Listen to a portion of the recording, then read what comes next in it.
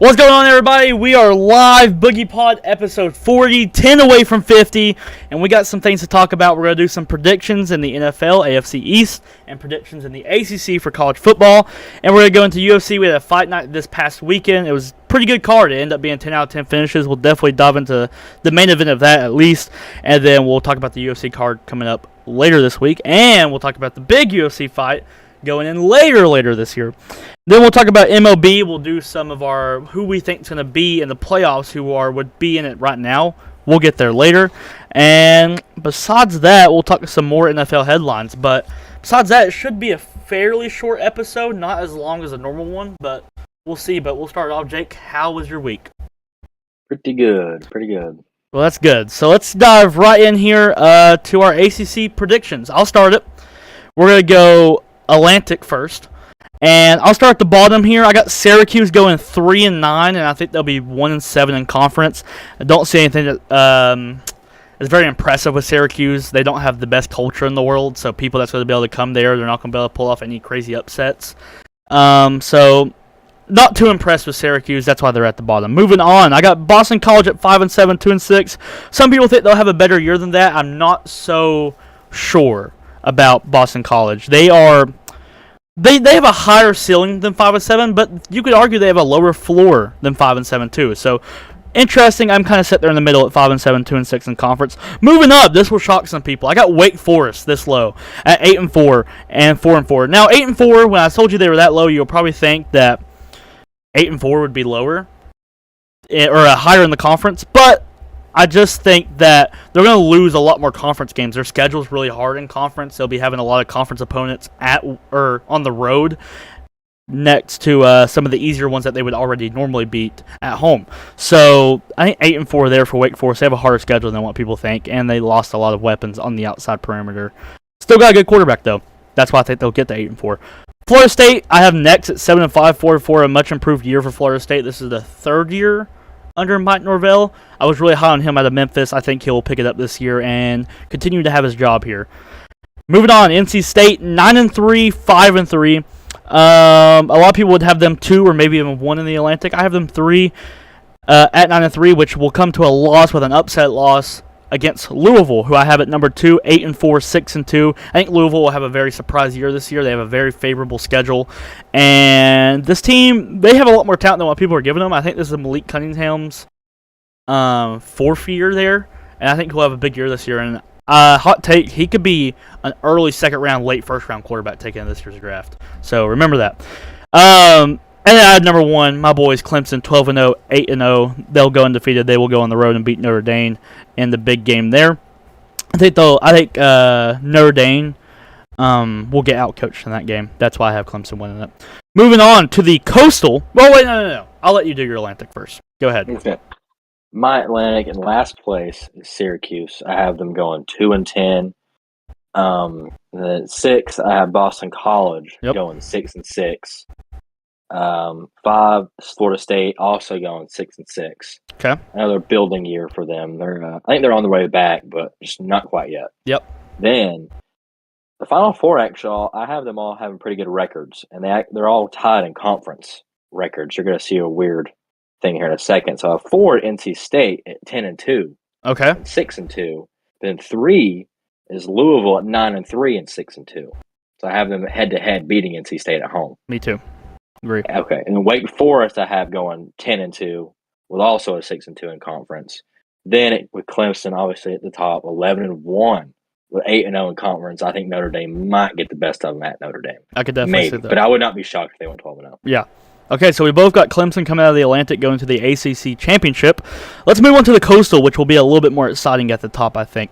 At the bottom, we have probably, if not the worst, they're real close to it, and that's Duke in the Power 5 at 2-10, 0-8. I don't know what Duke's going to do with their program. It's absolutely awful. They just don't care about football, I guess. Moving on, Virginia, I got them at 6-6, which is crazy to be that low at 6-6, but I got them at 2-6. I have them below a 3-9 Georgia Tech team. That's funny how that works out. How you play so many out of conference games in college football that you could be 6-6 and still be below a 3-9 team. and Georgia Tech. But I think the 3 wins will be all 2 of them will be conference wins. Same with Virginia, they'll get 2 conference wins. But I think Georgia Tech pulls off the upset against Virginia, and we'll put them ahead there. And then Virginia Tech 5-7, 3-5. Virginia Tech's kind of a confusing team. Yeah, I mean, I think you could make a good argument that Virginia Tech and Georgia Tech are definitely less talented than Virginia, but I think the way Virginia's schedule works out and will hurt them a lot more than Virginia Tech and Georgia Tech. Moving on, I got Pittsburgh at 10-2. I think they'll have a great year, but finish 3rd in the conference because their 2 losses will come to the next 2 teams above them. And North Carolina at 9-3, 6-2 in conference, and then Miami at 10-2 and 7-1. Now, if Pittsburgh loses the Tennessee game and then they win against North Carolina and Miami, they'll obviously be 2nd. So, kind of, it's interesting there. I just went ahead and put them 3, though, because I like North Carolina at 2. I'm high on that team. I think they'll be better than what a lot of people give them credit for. And then Miami at 10-2, 7-1. They will come out of the Coastal. I think they'll be the best team there, and I think you could officially say Miami's back. So, Go ahead, hit your Coastal. 7 is Duke. I might be being generous giving them 2 wins because they are really bad. I like to see Duke and Vanderbilt play at neutral ground, see who'd win. Duke plays Kansas, so that's a good. Kansas might beat them. Yeah. Oh, I got Kansas beating them, but yeah. Yeah, I do too. Well, I have Duke at 2-10 and 0-8 in conference, and then number 6 is Georgia Tech. A little lower on them. I have you had 3-9. I have 2-10, and then 1-7 in conference. And then 5, I have Virginia at 7-5 and 3-5. And then 4, I have Virginia Tech also at 7-5 and 3-5. And I think this is because I had Virginia Tech beating them in their rivalry game. Upset. I guess it would be an upset because Virginia's, I think, supposed to be better than Virginia Tech. Yeah. So. Then 3, I'm not as high on them as you are, but I have UNC at 7-5 with a 4-4 conference record. I expect kind of last year was a weird year. They were hyped up. They were kind of disappointments last year. 100%. I think they'll put in another okay year just to get back to where they were supposed to be. Yeah, I think. Hold on, let me interrupt real fast. I think North Carolina was preseason 8 last year in the preseason they were poll. Supposed to be really good. Sad. I think they finished like 6-6. I think that's what it was, or something like that. Go ahead. Dang, I have them. Okay. 2, I have Pitt at 9-3 with a 6-2 record. I have the loss to Tennessee on there. Yep. That's what we're differing on right there. And then in first place, I have Miami at 10-2 with a 7-1 conference record. Yep. Yeah, I think they will be very good this year, but they're only going to get better because recruits in the next cycle and stuff. So yeah, so that leads into our ACC championship game, which is Clemson 12-0 for me, 11-1 for Jake, versus Miami, who we both have 10-2. What a great championship game that is. Miami will be probably ranked somewhere in the top 15, and then Clemson will probably be ranked in the top 4 in the country at that time. It's a great ACC championship game. I could definitely see it in the Classic, but I'm going to go Clemson wins are better this year. But I do think Miami's time to be the ACC champions is soon on the horizon. But I will go Clemson this year, finishing the season 13-0, and they will be They will be in one of my 4 teams in the playoffs. I don't have the rating yet, so I have Alabama, Georgia, Clemson. 3 teams, not in that order, though. I don't know the order yet. But those are 3 out of my 4 playoff predictions, which leaves 1 spot, and we still have 3 more Power 5 conferences to go through. So, go ahead. What about your ACC championship? Yeah, I have Clemson, Miami. I think Clemson's definitely going to get it this year, but I'll agree that say Cade Klubnik doesn't end up working out long term, whoever Clemson's going to have, maybe DJ. Yeah. Miami will have probably a really good quarterback next year. Mm-hmm. That recruit, Rashada, I think is his name. Yeah, I think Miami's on the brink of being really good again for like a long time if Cristobal ends up recruiting well and coaching well on the field. But I don't know. For sure. All right, so let's move on. UFC fight that was this past weekend. We had 10 fights, which is a lot less than we usually do. A lot got canceled early on, which we'll talk about one of the fights that got canceled. But it was 10 out of 10 finishes. All fights on that card was finishes, but it didn't really necessarily feel like it just because the name value wasn't all that there on that card.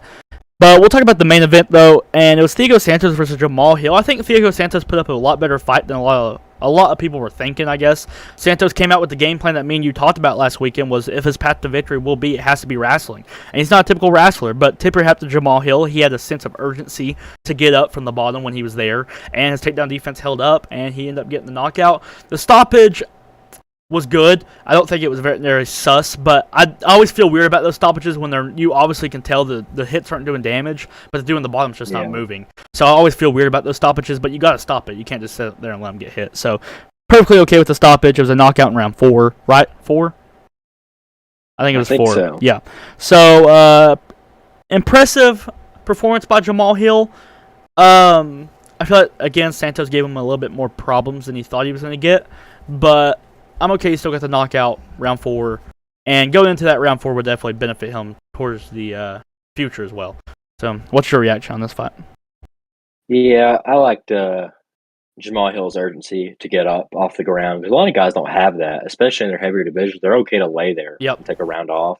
I like that Jamal Hill was just wanting to get up and keep putting it on Santos. I didn't like at times how wild Jamal Hill was getting with his striking. It didn't look good, but I think that might have been part of the game plan. Yeah. Because Santos is so just gun shy that maybe just if you go after him, you can make him do something stupid or he's not supposed to do, which happened at times. Yeah. But I think Jamal Hill is going to be a pretty good fighter. I think he'll be a staple in the top of that division. But I don't know his ceiling yet, but I do like what I see from him quite a bit. 100%. Okay, and then next for these fighters, I think Jamal Hill, I would love to see him fight Anthony Smith next, but Anthony Smith's injured. He's hurt. So I don't know how long Jamal Hill's wanting to wait. So if he's not wanting to wait that long, then I think Jan Blachowicz is next for him. I think that's a great fight. That's who he called out was Jan Blachowicz. So yeah, it's a good fight. That's a great fight right there. That's a big step up, though. I'd like Smith better, but Blachowicz is fine if you don't want to wait. I understand that. For Thiago Santos, Paul Craig, that's who I got next for him is Paul Craig. Thiago Santos, that should be a very winnable fight for Thiago Santos, you would think. But Paul Craig is like on the urge of retirement, so this would be his fastest way to get back to where he wants to be fight Thiago Santos. I think it makes a lot of sense. I saw a lot of people saying Dominic Reyes, some other things like that. I can see those fights, but Paul Craig's my pick. Who you got them fight next? I think he should fight Reyes. They're both on pretty bad skids right now, especially Thiago Santos. Yeah. He's on a really bad one. Reyes just fought killers. Yeah. But, I kind of feel bad for him a little bit because he was looking to be a top-tier fighter at one point, but I think he can still get back on track. I have faith in him, and I think a good way to do it is fight Santos. Yeah. You beat him. It's a good win in the books after a long time, and you move on. But I could see the Paul Craig fight. I wouldn't be very hyped up. I think it'd be kind of a fight. Yeah. It would make sense for Santos because I think he'd probably beat him. But, yeah, you'd think you'd knock him out. You'd think. Yeah, you would think. Okay, so let's move on. UFC Fight Night San Diego is this weekend. And that is Marvin Vieira versus Dominic Cruz. What is your prediction on there? I'll start, actually. I'm going to go Marlon Vieira right now in decision. That's what I'm leaning towards right now. I get decision. I could definitely see a knockout for Marlon Vieira. Dominic Cruz's chin has started to fade as with age. But I could also see Marlon Vieira not being able to figure out Cruz, and Cruz just schooling him for 5 rounds. I could see that. I could see him piece like Rob Font was outlanding Marvin Vieira a lot. But Marlon Vieira was just dropping him once a round. If Marlon Vieira could not keep up with the volume of Dominic Cruz, and Dominic Cruz can stop the power shots from dropping him, Dominic Cruz could easily school him for 5 rounds. But I think the power shots will get to him. He'll get like a knockdown, maybe a boogie bomb, 1 or 2 in there. Marlon Vieira wins in decision is my early prediction right now. Who you got? Cruz is weird because every time he's fought since he came back after the Cejudo fight, I've picked him, and he's not letting me down. Yeah, he almost let me down against it was Munoz, right? He got like dollars for like half a second, and just wakes back up and is a new fighter afterwards. Yeah, I guess it's because he's a vet and he's been there for a while and he's done it all. But I'm gonna have to go Dominic Cruz in this one. Okay. I can't pick against him yet, but I'm waiting for the. He's not as good as he used to be, obviously, but there's not been a drastic, like noticeable. Wow, he's really not what he used to be. Like a Cerrone.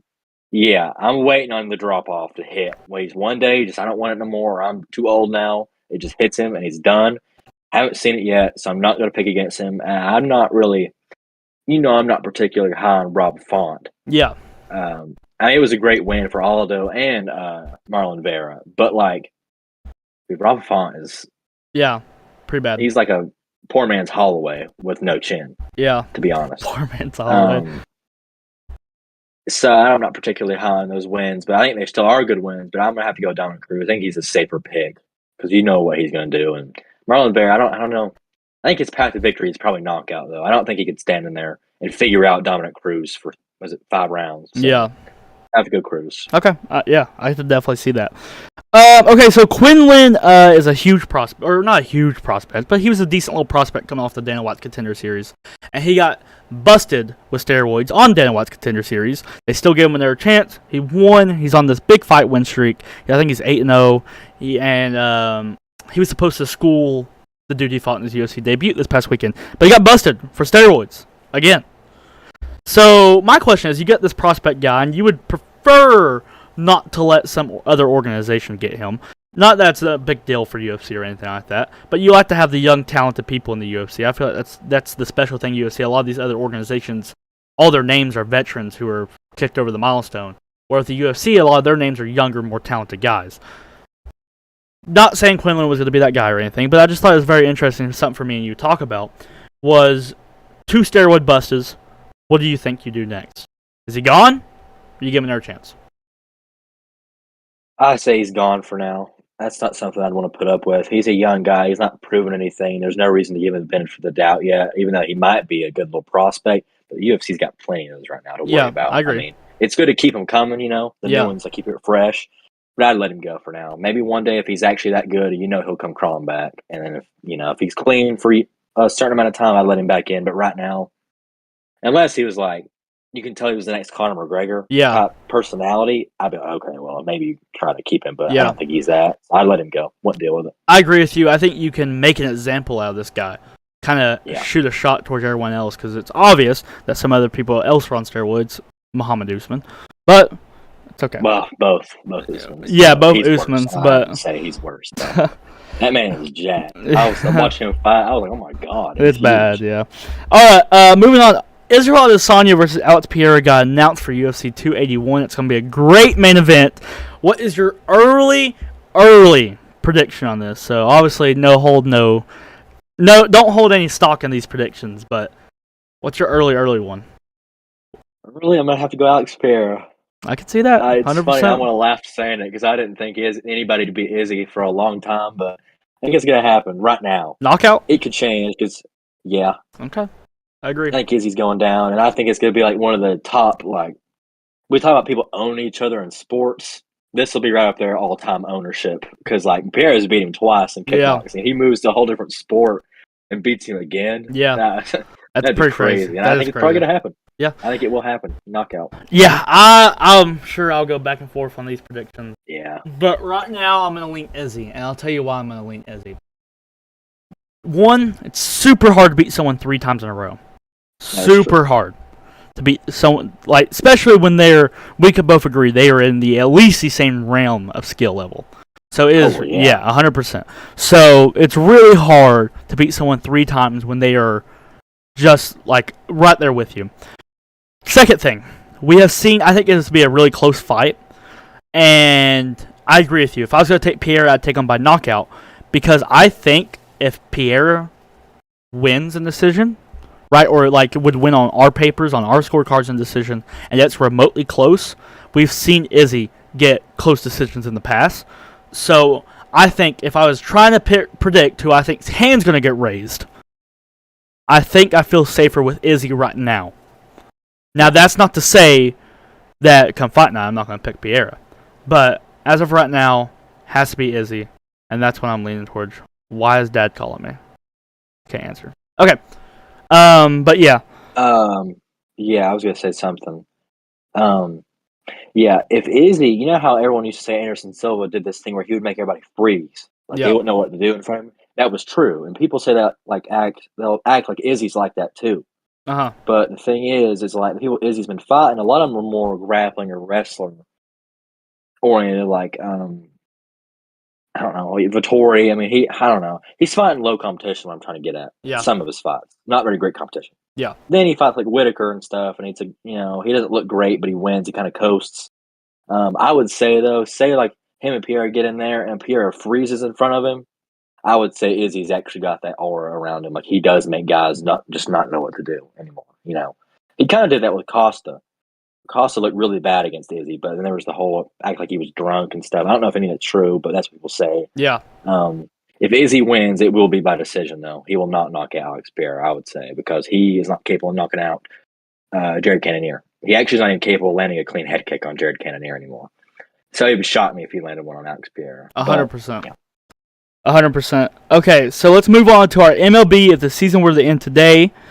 Okay, so if the season was to end today in the American League, we'll start with the American League. It would be the Yankees in the 1 seed, the Astros in the 2 seed, the Twins in the 3 seed, the Blue Jays in the 4 seed, the Rays in the 5 seed, and the Mariners in the 6 seed. Out of those 6 seeds, who will not be there, if anyone, you don't have to pick no one, but who will not be there in next season's, at the end of the season playoff? I have nobody personally. I think those 6 will be the ones in the playoffs at the end of the season. So I'm going to go ahead and let you talk. My dad wants me to go unlock the door for him. Again, this happened last episode. It's going to be a tradition, I guess. So you go ahead and talk about who's going to be in it, and I'll be right back. Hold on.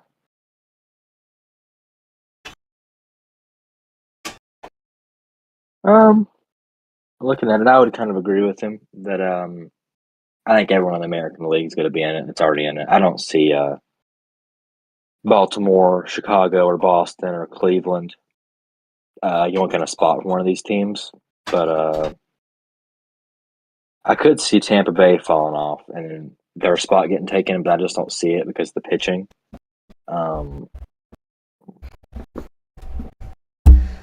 Dude. Does he not have house keys? No, I don't understand, dude. I don't get it. Okay, go ahead. Okay, well, pretty much what I said was I think it'll be the same, but if one were to drop off, I think it'd be Tampa. Okay. And if they were to drop off, I think it'd be Chicago that takes their spot. Okay.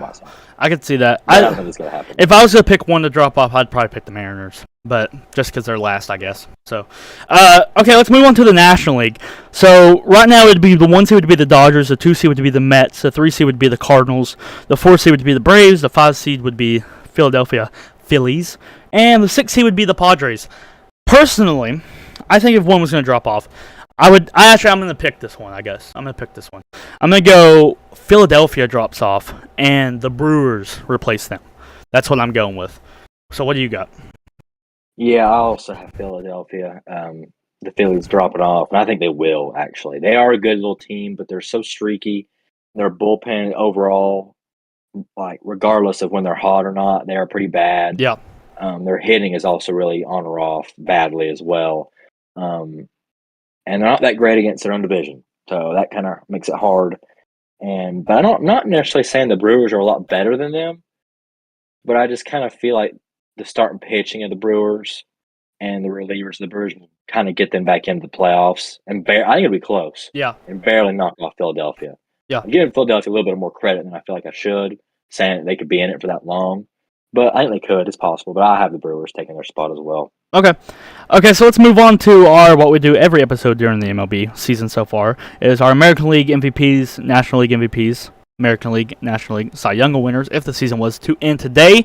My American League MVP would be Aaron Judge. I have him now passing up Alvarez. He has a 301 average, 43 home runs, and a 1.058 OPS. His stats are insane, and that's why he's my American League MVP. What about you? Who you got American League MVP? Yeah, it's Aaron Judge. Yep. I think he might run away with it now. Yeah. Well, the Yankees have been struggling lately, but he hasn't. I think it's his. Yeah. It's his to lose. Yeah, 100%. All right, National League MVP. I think he's been like this MVP since maybe like week 3 or something like that. Paul Goldschmidt, 332 average, 26 home runs, 1.029 OPS. He's been stellar all year. We say the same thing every week. So, Paul Goldschmidt. Yeah, it's Paul Goldschmidt still, but I think it would take a drastic slump to not let him be the MVP at this point with like a month or so left, or a month and a half. I think the only way you could take it from him if it's a guy like Austin Riley or anybody other big power hitter to like hit a lot of home runs and got like 50 or 60 somehow. Yeah, that's the only way you could take it from him because his average and his OPS is so good that it would take someone hitting a lot of home runs to take it from him. Yeah, if he if he can go in a tiny slump but still be the best hitter in the National League, I think that could open the door for Sandy Alcantara MVP out of the pitching spot. I know he doesn't play for a good team, but yeah, I think if he played for a better team, it'd be a lot easier. But more possible. Yeah. But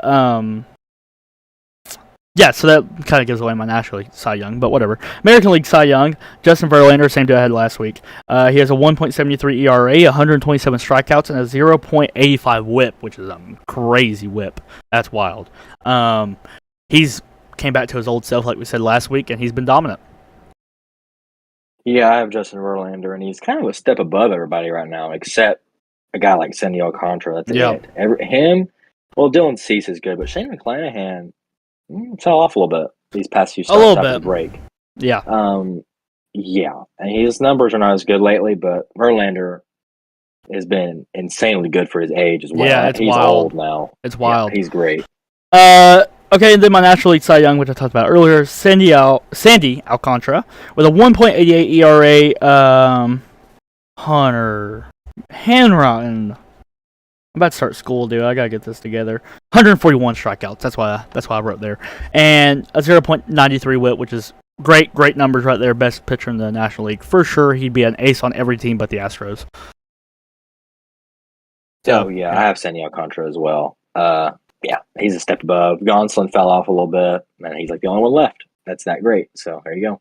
All right, so let's get into NFL AFC East predictions. We're going to start predicting the conferences in the NFL as football season is right around the corner.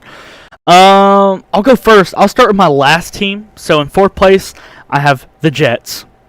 Okay, and I was mentioning to you before the podcast started, I said a rookie quarterback in their second year that would have a dramatic fall off, like lose their job fall off, Zach Wilson. I think he's going to be completely awful this year. 2-15 is the Jets record I have. And I also have them going 0-6 in conference. Sorry, Jets fans. I know you guys are optimistic about this year, but I could be completely wrong, too. I could, bite down. This could be a really bad pick. But 2-15 is why I got the Jets going. They have a hard schedule, too, so I feel kind of bad for them, I guess. All right, 3 seed, I have the Dolphins at 5-12.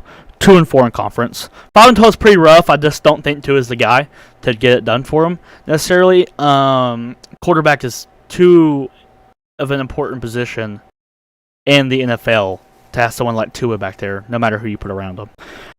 Moving on to my 2 seed, I have the Patriots. I got 10-7, around about what they had last year. I don't think they'll necessarily decrease a lot or increase a lot. 4-2 in conference.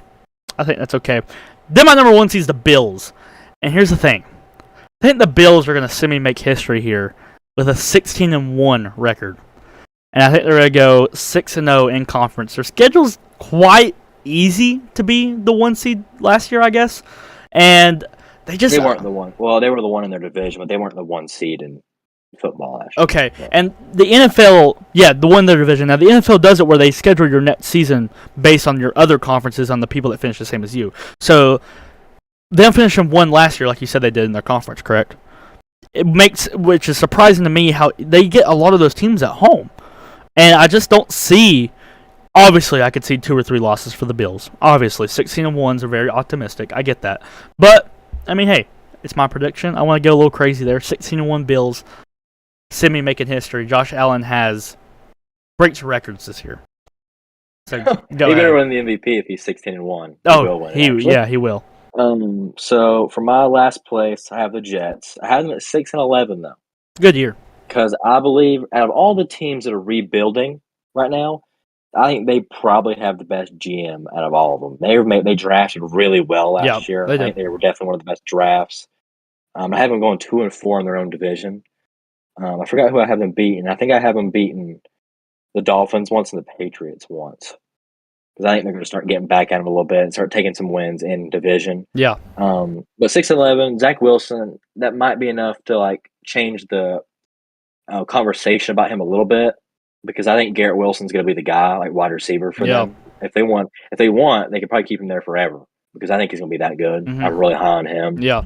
A lot of good moves on defense. Did they get Sauce Gardner or did they get Stingley? I forgot which one. I got them mixed up. Either way, they got a great corner hopefully coming in to lock down half the field. Yeah. So, better year for them. Better than last year, I would hope. Then at third, I have the Dolphins at 8-9. I think Tua's not that bad at all. I don't necessarily think this will be because of Tua. He's injury prone, as we all know. He gets hurt every year. Ever since that one Tennessee game back in college, he's been injury prone. It just happens. I don't know why. But I'm not like gonna say he's necessarily the problem this year, though. I think the new head coach, he's a younger guy. He's very smart. He was a 49ers coach. I think he was offensive coordinator. Yeah. Or like at least something like that. He had his hand in the offense. Um, I'm not sure if I'm sold on him being a great head coach his first year, though. And I think adding all these new pieces like Tyreek Hill and stuff might mess with team chemistry a little bit. Mm-hmm. And it could be one of those deals where they start off really bad like last year and then win like a lot in a row and get it back on track, but it's just too late. Yeah. You know? People will say it's to his fault. I'm not ready to say it's all his fault. I'm not as low on him as a lot of other people. I don't think he's great. Yeah. But he's not that bad at all. His arm strength is a little weird, but anyways. Number 2, I also have the Patriots at 10-7 with a 3-3 in division record. They always are going to beat the Bills at least once every year. It's just because one of those things where the past 20 years they've owned the Bills, and it's just a thing. Yep. They've owned the entire NFL over the past 20 years. That's what will keep them kind of in the conversation for the playoff hunt. I think Mac Jones will be fine. Fine. I don't think he'll be any better. If he's great, I'd be surprised. But if he's terrible, I'd also be kind of surprised. Yeah. But they did lose a lot. They don't have any great wide receivers. The running back room's okay. Defense will always be pretty good because Bill Belichick's a defensive mastermind. But then the Bills, number 1, obviously. They're my Super Bowl pick this year, at least to make it. I have them at 13-4. Probably the 1 seed, I would say. I don't think anyone's going to get higher than a 13-4 record in the AFC because how loaded it is. And then a 4-2 in division record. Patriots will get them once. I think maybe I had the Dolphins getting them once at home. Okay. Upset because usually Josh Allen has a few bad games every year in the regular season, which is why I don't think they'll go 16-1. Yeah. He all of a sudden 1 week he'll look like he used to in his rookie year, like terrible, but then the next week he'll look great again. So there you go. Just want to break. I had the Bills going 16-1. Their one loss is their very first game against the Rams. Oh my! They're beating the Rams. But ain't that funny though? Wouldn't that be funny? They lose the very first game of the year and they go undefeated after that. It'd be funny. That'd be wild. It'd be cool if it was like the Rams beat them on some fluke play, like a trick play or something. Week 1, you bust out the trick play for some reason, beat them like that, or beat them by like a crazy long field goal, and like no seconds left, and then the Bills go undefeated, which that means they should have probably went 17-0 in that case. But let's move on. The Ravens just paid Justin Tucker as the highest paid kicker. He is going to be making $6 million a year, which is the highest paid, obviously, per year by kicker, and $24 million in total. So here's why I bring it up, right? Justin Tucker is obviously like a freak at kicking. He's probably the greatest kicker of all time. I don't know where he would stand there or what's the rule about that, but here's why I bring it up. That is a little money. That's pretty big money for a kicker. So the reason why I say that is here's my question. No doubt, if someone's going to be the highest paid kicker, it should be Justin Tucker in the league, definitely. I think we can both agree on that. But are kickers that valuable to get that money? That's what I want to bring the question to you. I want to hear your thoughts on this. Kind of like a running back. You know, when it's time to pay a running back a big contract, a lot of people will just let him go and draft the next best guy in the draft. Like, that's sometimes how running backs are kind of looked at. So, what do you think? What's your opinions on this? You think they're paying them too much? No. I think that any more would be a little much for me, but I think $6 million a year is very fair for him because I think he is one of the best kickers of all time. I'm pretty sure he owns the longest field goal in a game ever last year against the Lions. Yep. Yeah, he's the best kicker in the NFL. It might not be that close. You know, some of these kickers can last a long time into their 40s because all they're doing is kicking the ball. It ain't like they're out there taking hits every day and like stuff that wear your body down. Like the Packers kicker's got like gray hair. He's old. Yeah. He's getting a little worse now because he's old, but he's still fine. I think Justin Tucker could be that guy for as long as he wants. And keeping him around is very smart because he's going to win them a few games this year, most likely. Okay. Yeah, I'm kind of in the middle ground here. I get the idea, but at the same time, like, as long as you got the dude who's out there and he's like semi-automatic from 40 in, you're okay, you know? But I agree, if you're going to pay a little extra million, it is to be automatic from the 60-yard range. So I completely understand the move. I just don't know if I was personally a GM. It depends how much money I had laying around, I guess, if how close I was. If I had enough to pay the man, pay him. If not, he wouldn't be the first guy to reach for, I guess, per se. Okay, so we're getting into our last topic. So if any of you guys in the comments have any questions you want to ask us, we'll answer them. Go and ask them now. Sports related, please. All right, so let's move on. Kareem Hunt requested to be traded from the Browns, and the Browns denied it, said no. which I think is very interesting. I could definitely see why Kareem Hunt wants to be traded. One, you're playing for the Browns. He wants to play for them. And then two, you're a backup there. And Kareem Hunt could be definitely a starter, definitely other places. He's a great running back. Yeah. So I thought that was really interesting. And I want to get your thoughts on this. Do you think, if you're the Browns, the way I kind of stand on it is, if a guy wants to be traded, one, you got to ask him why. You could probably learn a lot by why they want to be traded. But two, if they want to be traded, there ain't no reason keeping them there. They're not going to play their hardest for you. It's just already mentally locked in. And I feel like you would get quite a few stuff for Kareem Hunt, especially if you were going to a lower team. But that's just kind of where I stand on it. Go ahead. What do you think? I think it's interesting as well. I think he's kind of putting it up as a front because he really wants a good contract. Yeah. Because he is a pretty good running back, but he's not their running back one. Mm-hmm. Think about the Browns. I think a lot of people learned last year when D'Ernest Johnson, who is their third string running back, came in because they were both hurt last year, I believe, and he rushed for like 1 million yards. And that kind of hurts their value a little bit because running backs aren't already that valuable. Yeah. Because they get hurt a lot and things like that. I think it would be wise for the Browns to keep him, but if he's wanting that much, I would also trade him as well. Because I think D'Ernest Johnson could come in and fill in just fine. Yeah. If you don't want to be there, obviously you have to trade him, But I think he kind of wants to be there a little bit. So I think he's just kind of putting up a front to get a contract. Yeah, I agree with you. Okay. Well, you got anything you want to add or any questions you want to ask or anything you want to add? Yeah. Okay. Braves and Boston play 2-game set starting tomorrow at Boston. What's your predictions? I'm gonna have to go. I have no confidence in Boston, so I'm gonna go Brave sweep. I don't have no confidence. I think if I set the bar for Brave sweep, if we win one, I'll be a lot more happier with myself. So I'll go Brave sweep. I don't think Boston's all that good, honestly. Go ahead. I think Boston probably sweeps us. Really? We're really bad right now. Jake, the Mets are good, we just lost a series to the Royals. I don't care. We lost the Mets, so. Oh no! Badly, it was embarrassing. I think the team morale is low. Everyone's sucking right now, so Boston's gonna own us, and our season's gonna collapse and burn, and then we'll miss the playoffs. Well, it's okay. That means me and you can sit here, and we'll get to watch both of our teams suck, and we'll just see who's worse. So go ahead. You got anything else you want to add? Mm-mm. Okay, so Jada. Said former Oklahoma assistant coach Kyle Gundy read racially charged word multiple times to players, coaches, Brent Venables says. And she also said, I am ESPN. It's not really a question, you're just reading out a fact. But if you want us to talk about it, then, well, Brent Venables is my guy, obviously. Let's see, hold on. I didn't even know this happened.